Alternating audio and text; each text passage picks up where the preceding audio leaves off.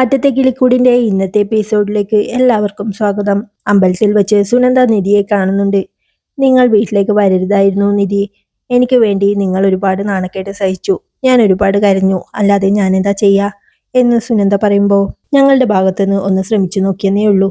സാരമില്ല, പോട്ടെ എന്ന് നിധി പറയുമ്പോൾ, സുഭാഷേട്ടൻ പറഞ്ഞിട്ടാണോ നിങ്ങൾ വന്നത് എന്ന് സുനന്ദയും ചോദിക്കുന്നുണ്ട്. അല്ല, ഞാനാ എല്ലാവരോടും പറഞ്ഞ് അങ്ങോട്ട് വന്നത്. ഇപ്പൊ അത് വേണ്ടിയിരുന്നില്ലെന്ന് എനിക്ക് തോന്നുന്നുണ്ട് എന്ന് നിധി പറയുമ്പോ, എങ്കിൽ ശരി, അമ്മ കാത്തു നിൽക്കുന്നുണ്ടാവും, ഞാൻ വരട്ടെ എന്ന് പറഞ്ഞ് സുനന്ദ അവിടുന്ന് നടന്നു നീങ്ങുന്നുണ്ട്. അപ്പോഴാണ് കൗണ്ടറിൽ നിന്ന് ഇറങ്ങി വരുന്ന ലളിത സുനന്ദയുടെ പുറകെ വരുന്ന നിധിയെ കാണുന്നത്. ലളിത ദേഷ്യത്തോടെ നിധിയുടെ അടുത്തേക്ക് ചെന്ന്, എടി, നീ എന്റെ മോളോട് എന്തെങ്കിലും പറഞ്ഞോ എന്ന് ചോദിക്കുമ്പോ, അമ്മേ എന്ന് താക്കീതോടെ സുനന്ദയെ വിളിക്കുന്നുണ്ട്. സുനന്ദയെ ശ്രദ്ധിക്കാതെ, എടി, നിന്നോടാ ചോദിച്ചേ, എന്തെങ്കിലും പറഞ്ഞോന്ന്? ഇവളെ കാണാനാണോ നീ ഈ സമയത്ത് അമ്പലത്തിൽ വന്നത്? കല്യാണത്തിന് ഇനി ആകെ കുറച്ചു ദിവസേ ഉള്ളൂ. അതിനു മുന്നേ എന്റെ മോളുടെ കാതിൽ ഓരോന്ന് ഓതി കൊടുത്താലുണ്ടല്ലോ, എന്റെ സ്വഭാവം മാറും എന്ന് ലളിത പറയുമ്പോ, നിങ്ങളുടെ സ്വഭാവം മാറും എന്നുള്ള പേടി കൊണ്ടൊന്നുമല്ല. നിങ്ങളുടെ മകൾക്ക് സ്വന്തം ഇഷ്ടം നടപ്പിലാക്കാനുള്ള ധൈര്യമില്ല. പിന്നെ ഞങ്ങളൊക്കെ ഈ സമയത്ത് അമ്പലത്തിൽ വരുന്നത് തൊഴാനാ, അല്ലാതെ നിങ്ങളുടെ മോൾക്ക് നല്ല ബുദ്ധി ഓതി കൊടുക്കാനല്ല. ഒരു തവണ നല്ല ബുദ്ധി ഓതി കൊടുക്കാനാ വീട്ടിലേക്ക് വന്നത്. അതിന് നിങ്ങൾക്ക് സൗകര്യമില്ലെന്നും പറഞ്ഞു. അതോടെ ആ അധ്യായം അവസാനിച്ചു. അല്ലാതെ എന്തെങ്കിലുമൊക്കെ പ്ലാൻ ചെയ്ത് നിങ്ങളുടെ മോളെ തട്ടിക്കൊണ്ടുപോകണമെന്ന് ആഗ്രഹിക്കുന്ന ആരും എന്റെ കുടുംബത്തിലില്ല എന്ന് നിധി പറയുമ്പോൾ, ഓ വലിയ കുടുംബം, രാജപരമ്പരയാണല്ലോ എന്ന് ലളിതയും പറയുന്നുണ്ട്. രാജപരമ്പരയിലുള്ളവർ മാത്രമേ നല്ലതുള്ളൂ, ബാക്കിയുള്ളവരൊക്കെ തല്ലിപ്പൊളികളാണോ? അങ്ങനെയാണെങ്കിൽ നിങ്ങളും നിങ്ങളുടെ മകളെ കല്യാണം കഴിക്കാനിരിക്കുന്നവരും ഒക്കെ തല്ലിപ്പൊളികളാണല്ലോ എന്ന് നിധി പറയുമ്പോൾ, എടി എന്ന് ലളിത ദേഷ്യത്തോടെ നിധിയെ വിളിക്കുമ്പോൾ, എടി പൊടിന്നൊക്കെ നിങ്ങളുടെ മകളെ വിളിച്ചാൽ മതി, എന്നെ വിളിച്ചാലുണ്ടല്ലോ എന്ന് നിധി പറയുമ്പോൾ, വിളിച്ചാ നീ എന്ത് ചെയ്യും? ആ തടിമാടന്മാരെ കൊണ്ട് എന്നെ തല്ലിക്കോ? അല്ല ആ കൊലപ്പുള്ളിയെ കള്ളും കൊടുത്ത് എന്നെ ചീത്ത വിളിപ്പിക്കാൻ വിടുവോ എന്ന് ലളിതയും ചോദിക്കുന്നുണ്ട്.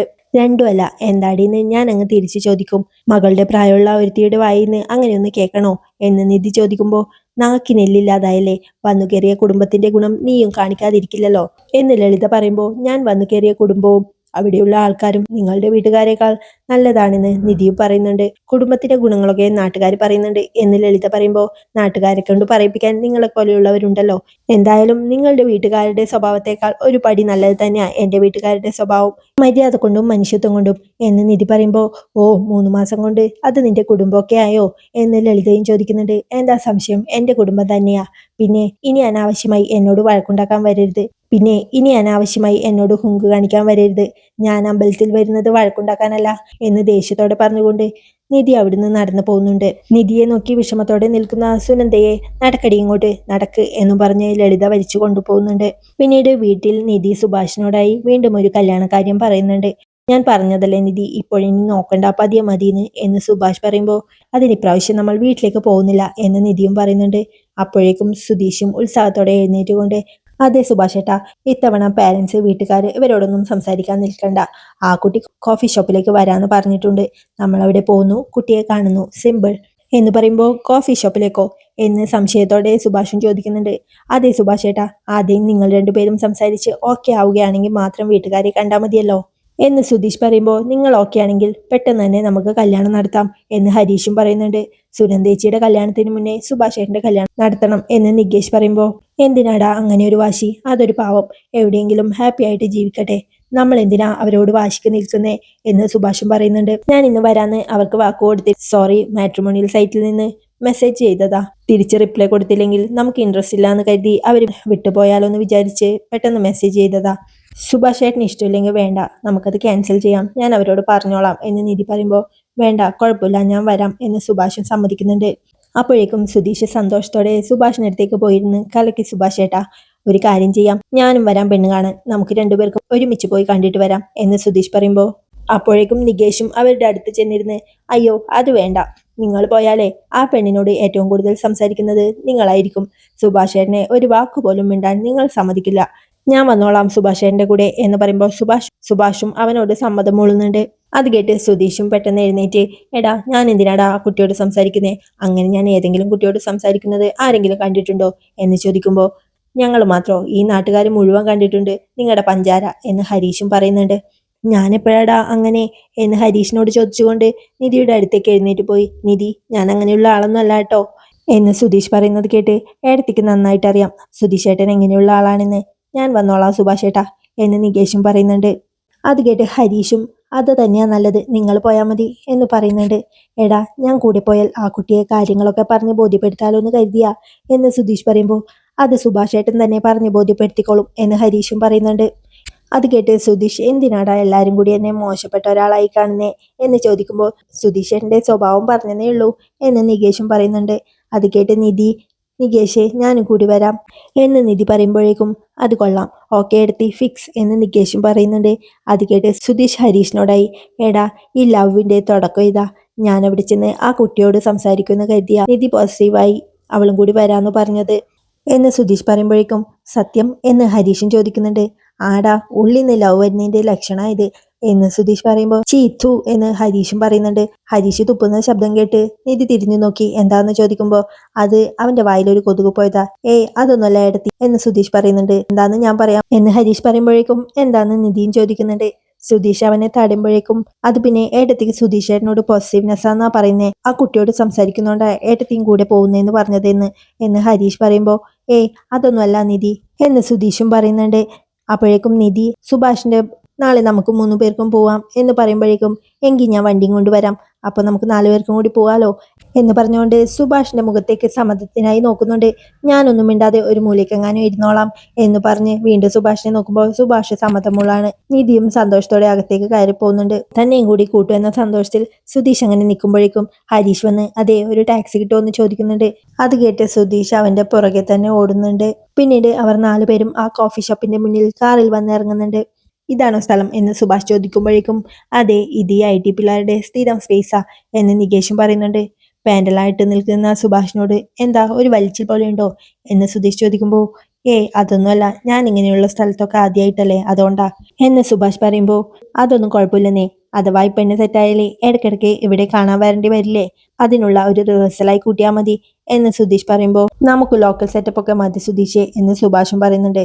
ചേട്ടൻ ഇങ്ങ് വന്നേ, ചേട്ടനെ കംഫർട്ടാക്കാൻ വേണ്ടിയിട്ടാ ഞാൻ വന്നത്, ടെൻഷൻ അടിക്കല്ലേ എന്ന് സുധീഷ് പറയുമ്പോൾ വീട്ടിൽ പോയി പെണ്ണ് കാണുന്നത് പോലെ തന്നെയാ ഇതും, വീട്ടിൽ പാരൻസ് ഉണ്ടാവും, ഇവിടെ ആ കുട്ടി മാത്രമേ ഉണ്ടാവൂ എന്ന് നിധിയും പറയുന്നുണ്ട്. അച്ഛനും അമ്മയും ഉണ്ടായിരുന്നെങ്കിൽ കുഴപ്പമില്ലായിരുന്നു, അവര് സംസാരിക്കുമായിരുന്നു, ഇതിപ്പോ സുഭാഷ് ചേട്ടൻ തന്നെ സംസാരിക്കണ്ടേ എന്ന് നികേഷ് പറയുമ്പോൾ നീ എന്തിനാ അതും ഇതൊക്കെ പറഞ്ഞ് എന്നെ പേടിപ്പിക്കുന്നേ എന്ന് സുഭാഷും ചോദിക്കുന്നുണ്ട്. സുഭാഷ് ചേട്ടൻ എന്തിനാ ഇങ്ങനെ പേടിക്കുന്നേ, ഞാൻ കൂടെയില്ലേ, വാ എന്ന് സുധീഷ് പറയുമ്പോൾ കൂളായിട്ട് അകത്തേക്ക് വാ സുഭാഷ് ചേട്ടാ എന്നും പറഞ്ഞ് നിധിയും എല്ലാവരെയും കൂട്ടി അകത്തേക്ക് കയറുന്നുണ്ട്. അകത്തേക്ക് നടക്കുന്നതിനിടയിൽ സുധീഷ് നികേഷിനോടായി, കണ്ടില്ലേടാ ആദ്യം അവള് വരാണ്ടാന്ന് പറഞ്ഞെങ്കിലും പിന്നെ അവൾ എന്നെ വിളിച്ചത് കണ്ടില്ലേ, അവൾക്ക് എന്നോട് റൊമാൻസ് ഒക്കെ വന്നു തുടങ്ങി, എന്ത് വന്നു തുടങ്ങി എന്ന് നികേഷിനോട് ചോദിക്കുമ്പോൾ കോപ്പ് വന്നു തുടങ്ങി എന്നവനും പറയുന്നുണ്ട്. ഏട്ടത്തിക്ക് ഏട്ടനോട് കട്ട കലിപ്പാ, വെറുതെ അതിനെയും കൂട്ടാൻ നിൽക്കണ്ട എന്ന് നികേഷ് പറയുമ്പോഴേക്കും എന്താ രണ്ടുപേരും കൂടി ഒരു സംസാരം എന്ന് നിധിയും ചോദിക്കുന്നുണ്ട്. അല്ല ഈ സെറ്റപ്പ് ഒക്കെ അടിപൊളിയായിട്ടുണ്ട് എന്ന് പറയായിരുന്നു എന്ന് സുധീഷ് പറയുമ്പോൾ ഓഹോ അങ്ങനെയാണോ നികേഷേ, എന്നോട് സത്യം പിന്നെ പറഞ്ഞാൽ മതി എന്ന് നിധി പറയുമ്പോൾ ഓക്കെ സെറ്റ് എന്ന് നികേഷും പറയുന്നുണ്ട്. അങ്ങനെ അവരെല്ലാവരും അവിടെ ഒരു സീറ്റിൽ പോയി ഇരിക്കുന്നുണ്ട്. സുഭാഷ് മെനു എടുത്ത് നോക്കിക്കൊണ്ട് എനിക്കൊരു കാപ്പി മതി, നിങ്ങൾ എന്താന്ന് വെച്ചാൽ വാങ്ങിച്ചോ എന്ന് പറയുമ്പോഴേക്കും സുധീഷ് മെനു എടുത്ത് നോക്കി നിധിക്കും നികേഷിനും എന്താ വേണ്ടതെന്ന് ചോദിക്കുന്നുണ്ട്. എന്ത് വേണമെങ്കിലും പറഞ്ഞോ എന്ന് നിധി പറയുമ്പോഴേക്കും സുഭാഷ് മെനു കണ്ട് ഒരു കാപ്പിക്ക് 150 രൂപയോ എന്ന് ഞെട്ടലോടെ ചോദിക്കുന്നുണ്ട്. ഇവിടെ എങ്ങനെയാ സുഭാഷ് ഏട്ടാ എന്ന് നിധി പറയുമ്പോൾ എന്നാൽ ഒരു കാപ്പിക്കോ എന്ന് സംശയത്തോടെ സുഭാഷും ചോദിക്കുന്നുണ്ട്. എന്റെ സുഭാഷ് ഏട്ടാ ഇങ്ങനെ വായും പൊളിച്ചിരുന്ന് നാണക്കേട് ഉണ്ടാക്കല്ലേ എന്ന് നികേഷ് പറയുമ്പോൾ സുഭാഷ് ഒരു ടിഷ്യൂ എടുത്ത് മുഖമൊക്കെ തുടക്കാണ്. അത് കണ്ട് സുധീഷും സുഭാഷ് ഏട്ടാ എന്തിനാ ഒരു പെൺകുട്ടിയോട് സംസാരിക്കുന്നതിന് ഇത്ര ടെൻഷൻ എന്ന് ചോദിക്കുമ്പോൾ അത് AC-യിലിരുന്ന് സംസാരിക്കാൻ പറഞ്ഞിട്ടല്ലേ, ആ കുട്ടിയുടെ വീട്ടിൽ പോയി പരിപ്പുവട ഉണ്ടാക്കാൻ പറഞ്ഞു നോക്ക്, സുഭാഷ് ഏട്ടൻ സിമ്പിളായി ചെയ്തിട്ട് വരും എന്ന് നികേഷും പറയുന്നുണ്ട്. ഇത് കേട്ട് എല്ലാവരും ചിരിക്കുമ്പോഴേക്കും നിധിയുടെ ഫോണിലേക്ക് ഒരു കോൾ വരുന്നുണ്ട്. ആ കുട്ടിയാ എന്നും പറഞ്ഞ് നിധി ഫോൺ എടുത്തോണ്ട് ഞങ്ങൾ ഇവിടെ അകത്തുണ്ട് വന്നോളൂ എന്ന് പറഞ്ഞ് ഫോൺ കട്ട് ചെയ്യുന്നുണ്ട്. ആ കുട്ടി പുറത്തുണ്ട് ഇപ്പൊ വരും എന്ന് നിധി പറയുമ്പോഴേക്കും സുഭാഷ് വീണ്ടും ടെൻഷനോടെ ടിഷ്യൂ എടുത്ത് മുഖമൊക്കെ ഒപ്പുന്നുണ്ട്. അപ്പോഴേക്കും മോഡേൺ ഡ്രസ് ഇട്ട ഒരു പെൺകുട്ടിയും ഒരു ചെറുക്കനും അകത്തേക്ക് കയറി വരുന്നുണ്ട്. സുധീഷേട്ടാ ആ ചെറുക്കൻ ഏതാ എന്ന് നികേഷ് ചോദിക്കുമ്പോഴേക്കും എനിക്കറിഞ്ഞൂടാ എന്ന് സുധീഷും പറയുന്നുണ്ട്. സുഭാഷ് ഏട്ടാ നന്നായിട്ട് സംസാരിക്കണേ എന്ന് നിധി പറയുമ്പോഴേക്കും ചിലപ്പോൾ നമ്മൾ സുഭാഷ് ഏട്ടൻ്റെ കൂടെ വന്ന പോലെ ആരെങ്കിലും ആയിരിക്കും എന്ന് സുധീഷ് നികേഷിനോടായി പറയുന്നുണ്ട്. ആ പെൺകുട്ടിയും ചെറുക്കനും ഇവരുടെ ഓപ്പോസിറ്റ് സീറ്റിൽ വന്നിരിക്കുമ്പോഴേക്കും നിധി ഹായ് ഞാനാ നിങ്ങൾക്ക് മെസ്സേജ് അയച്ചത് എന്ന് പറയുന്നുണ്ട്. സുഭാഷ് ചേട്ടന് വേണ്ടിയാ കുട്ടിയെ കാണണമെന്ന് പറഞ്ഞത് എന്ന് പറഞ്ഞ് സുഭാഷിനെ പരിചയപ്പെടുത്തുമ്പോൾ ഹായ് ഞാൻ ഐശ്വര്യ എന്ന് അവളും പറയുന്നുണ്ട്. പിന്നീട് നിധി സുധീഷിനെയും നികേഷിനെയും പരിചയപ്പെടുത്തുന്നുണ്ട്. ഞാൻ നിധി സുധീഷിന്റെ വൈഫാ എന്ന് നിധി സ്വയം പരിചയപ്പെടുത്തുമ്പോഴേക്കും സുധീഷും ആകെ സന്തോഷത്തിൽ നികേഷിനെ നോക്കുന്നുണ്ട്. കുടിക്കാൻ കോഫി മതിയോ എന്ന് നിധി ചോദിക്കുമ്പോൾ കൂൾ എന്ന് അവളും പറയുന്നുണ്ട്. നിധി വെയിറ്ററെ വിളിച്ച് 2 കോഫി പറഞ്ഞ് തൊട്ടപ്പുറത്തുള്ള ടേബിളിൽ വയ്ക്കാൻ പറയാണ്. നിങ്ങൾ രണ്ടുപേരും അവിടെ പോയിരുന്ന് സംസാരിച്ചോ എന്ന് നിധി പറയുമ്പോൾ അവളുടെ കൂടെയുള്ള ചെറുക്കനും അവളുടെ കൂടെ എഴുന്നേൽക്കുന്നത് കണ്ട് അല്ല നമുക്ക് ഇവിടെ ഇരുന്നാ പോരെ എന്ന് നിധി ചോദിക്കുമ്പോൾ ഇല്ല, ഞാനില്ലാതെ ഐശ്വര്യ സംസാരിക്കില്ല എന്ന് പറഞ്ഞ് ഐശ്വര്യയുടെ കൈയും പിടിച്ച് ആ ചെറുക്കൻ തൊട്ടപ്പുറത്തുള്ള സീറ്റിലേക്ക് പോകുന്നുണ്ട്. സുഭാഷും പോകാൻ മടിച്ചു നിൽക്കുമ്പോൾ എല്ലാവരും ചേർന്ന് അവനെ ആ സീറ്റിലേക്ക് പറഞ്ഞു വിടുന്നുണ്ട്. സുഭാഷ് ഒരു പരിങ്ങലോടെ അവരുടെ അടുത്ത് ചെന്നിരിക്കുമ്പോഴേക്കും അവർ രണ്ടുപേരും സുഭാഷിനെ നോക്കി ചിരിച്ചുകൊണ്ട് കാതിൽ എന്തൊക്കെയോ പറയുന്നുണ്ട്. അതാരാ സുധീഷേട്ടാ, ആ കുട്ടിയുടെ ബ്രദറാണോ എന്ന് നികേഷ് സംശയത്തോടെ ചോദിക്കുമ്പോഴേക്കും ആണെന്ന് തോന്നുന്നു, പക്ഷേ അയാൾ എന്തിനാ അവിടെ പോയിരുന്നേ എന്ന് നിധിയും പറയുന്നുണ്ട്. ഏട്ടൻ എന്തു തോന്നി എന്ന് സുധീഷിനോടായി നികേഷ് ചോദിക്കുമ്പോൾ സെയിം ഫീലിംഗ് എന്ന് അവനും പറയുന്നുണ്ട്. ഐശ്വര്യയും അവളുടെ കൂടെ വന്ന ചെറുക്കനും എന്തൊക്കെയോ കാതിൽ സംസാരിച്ചതിന് ശേഷം നിങ്ങൾക്കൊരു മാസം എത്ര സാലറി കിട്ടും എന്ന് സുഭാഷിനോടായി ചോദിക്കുന്നുണ്ട്.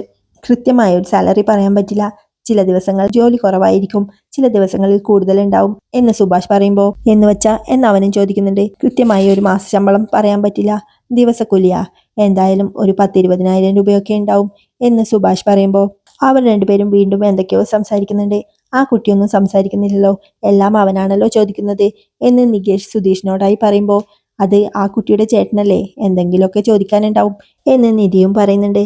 അങ്ങനെ ഐശ്വര്യയും അവളുടെ കൂടെ വന്ന ചെറുക്കനും സംസാരമൊക്കെ കഴിഞ്ഞ് ഓക്കെ അങ്ങനെയാണല്ലേ എന്നും പറഞ്ഞുകൊണ്ട് ഐശ്വര്യ സുഭാഷിനോടായി നിങ്ങളുടെ ഫിലിം ടേസ്റ്റ് എങ്ങനെയാ, എപ്പോഴാ ലാസ്റ്റ് ഫിലിം കണ്ടത് എന്ന് ചോദിക്കുമ്പോൾ സുഭാഷ് എനിക്കങ്ങനെ സിനിമ ഇഷ്ടമല്ല, സുധീഷിനാ ഇഷ്ടം, അവൻ എല്ലാ സിനിമയും കാണും, ഞാൻ അങ്ങനെ കാണാറില്ല, അവൻ വന്ന് കഥയൊക്കെ പറഞ്ഞു തരും എന്ന് സുഭാഷ് പറയുമ്പോഴേക്കും ഐശ്വര്യയും കൂടെ വന്ന ചെറുക്കനും അവനെ കളിയാക്കുന്ന പോലെ ചിരിക്കുന്നുണ്ട്. സിനിമ കേൾക്കാനുള്ളതല്ല bro, it's a visual art എന്ന് ചിരിച്ചുകൊണ്ട് അവൻ പറയുമ്പോൾ സിനിമ കാണാറില്ലെന്ന് അത്ഭുതമായിരിക്കുന്നു അല്ലേ വിബീഷ് എന്ന് ഐശ്വര്യ പറയുമ്പോൾ ഇറ്റ്സ് ട്രൂ, ഞാനും ഐശ്വര്യൊക്കെ സിനിഫൈൽസാ, ഐശ്വര്യ സിനിഫൈൽസ് ഗ്രൂപ്പുകളുടെ മെമ്പർ കൂടിയാ എന്നവൻ പറയുമ്പോൾ അതെ, ഇന്റർവെൽ ആവുമ്പോഴേക്കും അതിന്റെ റിവ്യൂ അപ്ലോഡ് ചെയ്തില്ലെങ്കിൽ എനിക്കാകെ ഒരു വീർപ്പുമുട്ടലാ എന്ന് ഐശ്വര്യ പറയുമ്പോഴേക്കും എനിക്കും എന്ന് വിബീഷും പറയുന്നുണ്ട്. അവർ രണ്ടുപേരും എന്തൊക്കെയോ പറഞ്ഞ് ചിരിക്കുമ്പോഴേക്കും അവരുടെ കോഫി എത്തുന്നുണ്ട്. സുധീഷ് സംശയത്തോടെ എടാ അവന്റെ പെരുമാറ്റം കണ്ട ചേട്ടനെ പോലെയൊന്നും തോന്നുന്നില്ല, ബോയ് ഫ്രണ്ട് ആയിരിക്കോ എന്ന് സുധീഷ് പറയുമ്പോൾ എനിക്കും അത് അപ്പോഴേ തോന്നി എന്ന് നികേഷും പറയുന്നുണ്ട്.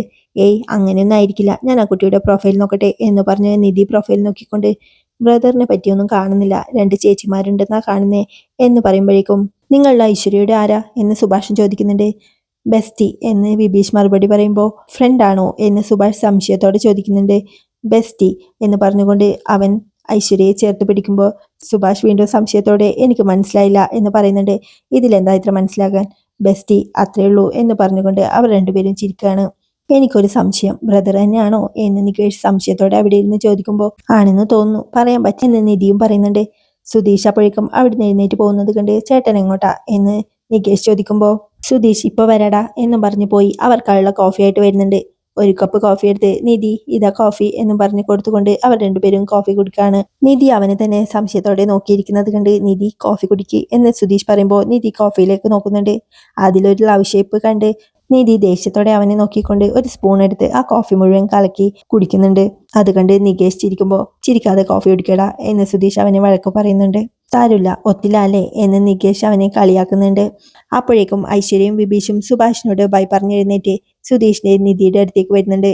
Okay guys, nice to meet you എന്നവൻ പറയുമ്പോൾ ഞങ്ങളൊന്ന് ആലോചിച്ചിട്ട് വിളിച്ചു പറയാം എന്ന് പറഞ്ഞുകൊണ്ട് ഐശ്വര്യ അവനെയും കൂട്ടി പോകുന്നുണ്ട്. ഇവൻ ആളത്ര ശരിയില്ലല്ലോ എന്ന് പറഞ്ഞ് അവരും അവിടെ നിന്ന് ഇറങ്ങാണ്. പിന്നീട് കാറിൽ എല്ലാവരും വീട്ടിലേക്ക് തിരിച്ചു പോകുമ്പോൾ ഒന്നും മിണ്ടാതിരിക്കുന്ന സുഭാഷിനെ സുധീഷ് വിളിക്കുന്നുണ്ട്. സുഭാഷ് ഏട്ടാ എന്ന് വിളിക്കുമ്പോൾ സുഭാഷ് ഒന്നും മിണ്ടാതിരിക്കുന്നത് കണ്ട് സുധീഷ് വീണ്ടും വിളിക്കുന്നുണ്ട്. സുഭാഷ് ഒരു ഞെട്ടലോടെ അവനെ നോക്കി എന്താടാ എന്ന് ചോദിക്കുമ്പോൾ ആ കുട്ടിയുടെ കൂടെ ഉണ്ടായിരുന്നതാരാ എന്ന് സുധീഷ് ചോദിക്കുമ്പോൾ സുഭാഷ് അത് എന്ന് പരിങ്ങളോടെ പറയുന്നുണ്ട്. മാട്രിമോണിയൽ സൈറ്റിൽ 2 സിസ്റ്റേഴ്സ് മാത്രമേ ഉള്ളൂ എന്നാ പറഞ്ഞത്, അപ്പൊ പിന്നെ അതാരാ എന്ന് നിധിയും ചോദിക്കുന്നുണ്ട്. ആ ചെറുക്കൻ ആരാണെന്ന് ചേട്ടൻ ചോദിച്ചില്ലേ എന്ന് സുധീഷ് ചോദിക്കുമ്പോൾ ചോദിച്ചു എന്ന് സുഭാഷും പറയുന്നുണ്ട്. ആ കുട്ടി ചേട്ടനോട് സംസാരിച്ചതിനേക്കാൾ കൂടുതൽ അവനോടാ സംസാരിച്ചേ, വല്ല ക്ലോസ് റിലേറ്റീവ് ആയിരിക്കും എന്ന് നികേഷ് പറയുമ്പോൾ അത് പിന്നെ ആ കുട്ടി ആരോ ആണെന്ന് പറഞ്ഞു എന്ന് സുഭാഷ് പറയുമ്പോൾ ആരോ എന്നോ എന്ന് സുധീഷും സംശയത്തോടെ ചോദിക്കുന്നുണ്ട്. ആ ബെസ്റ്റി എന്ന് സുഭാഷ് പറയുമ്പോൾ ഞെട്ടലോടെ അവനെ നോക്കുന്ന സുധീഷിനെ നിധിയൊക്കെ കാണിച്ചുകൊണ്ടാണ് ഇന്നത്തെ എപ്പിസോഡ് അവസാനിക്കുന്നത്. ഈ കിളിക്കൂടിന്റെ ബാക്കി വിശേഷങ്ങളുമായി